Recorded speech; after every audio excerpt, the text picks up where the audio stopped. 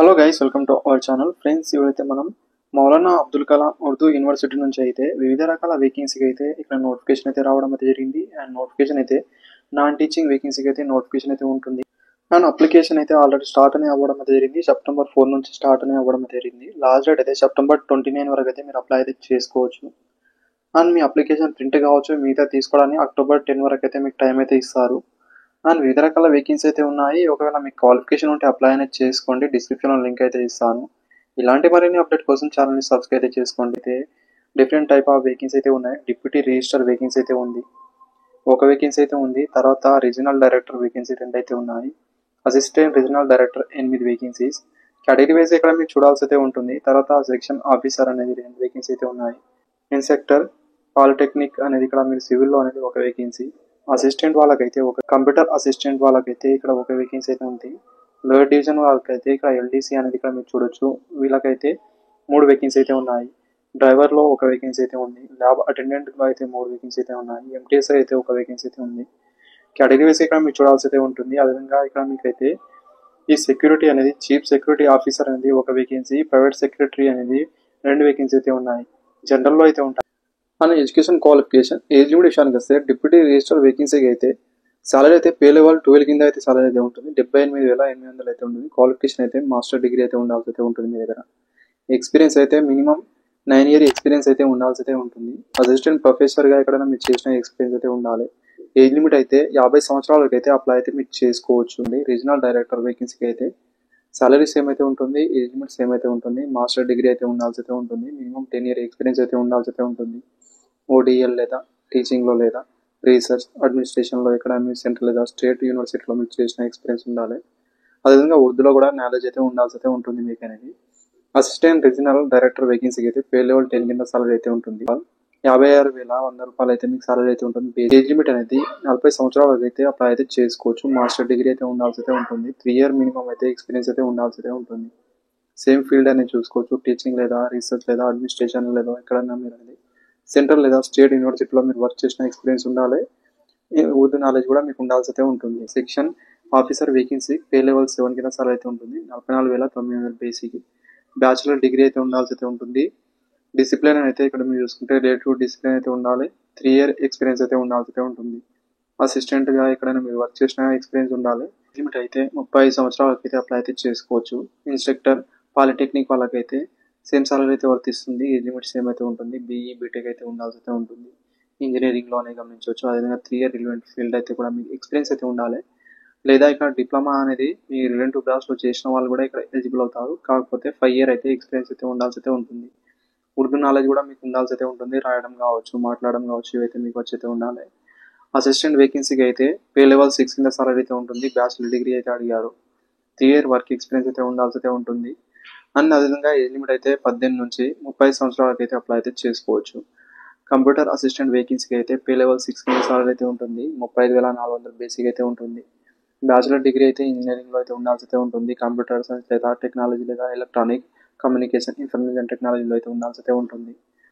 అదేవిధంగా ఇక్కడ మీకు అనేది ఏజ్ లిమిట్ అయితే 18 నుంచి 30 సంవత్సరాలకు అయితే అప్లై అయితే చేసుకోవచ్చు. దీనికి ఎలాంటి ఎక్స్పీరియన్స్ లేకుండా మీరు అప్లై అయితే చేసుకోవచ్చు.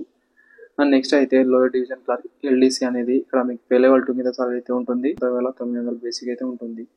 ఇంటర్ క్వాలిఫికేషన్ అయితే ఉండాల్సి అయితే ఉంటుంది. ఇంగ్లీష్ టైపింగ్ అయితే ఇంగ్లీష్లో అయితే 35 వర్డ్స్ పర్ మినిట్, హిందీలో అయితే 30 వర్డ్స్ పర్ మినిట్ అనేది మీరు టైప్ అనేది చేయగలగాలి. కంప్యూటర్ ఆపరేషన్ గురించి అయితే మినిమం అయితే రిక్వైర్డ్ అయితే ఉండాల్సి అయితే ఉంటుంది. ఏజ్ లిమిట్ అయితే 18 నుంచి 30 సంవత్సరాలకు అయితే అప్లై అయితే చేసుకోవచ్చు.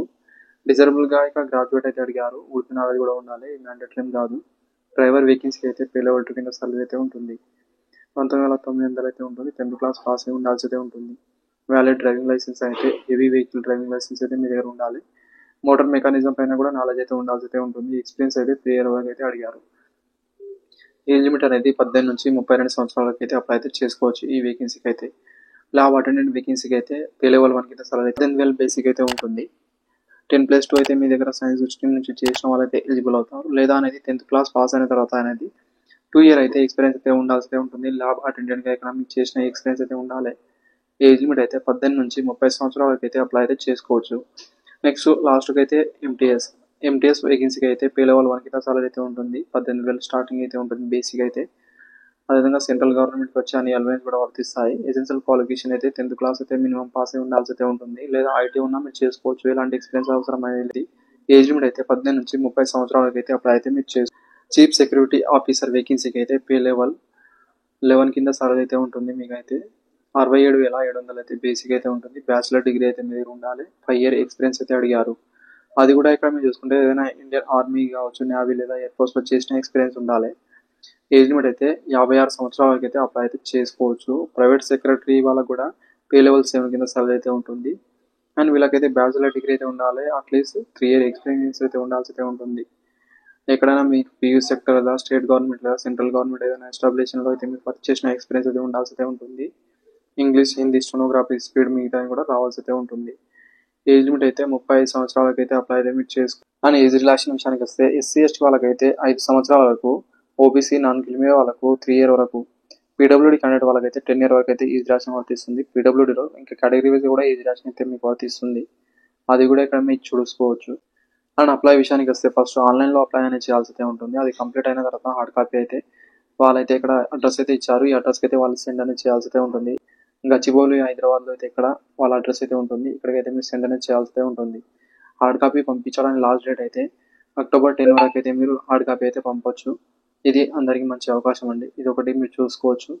అప్లికేషన్ ఫీజు అనేది కూడా గమనించాల్సి ఉంటుంది.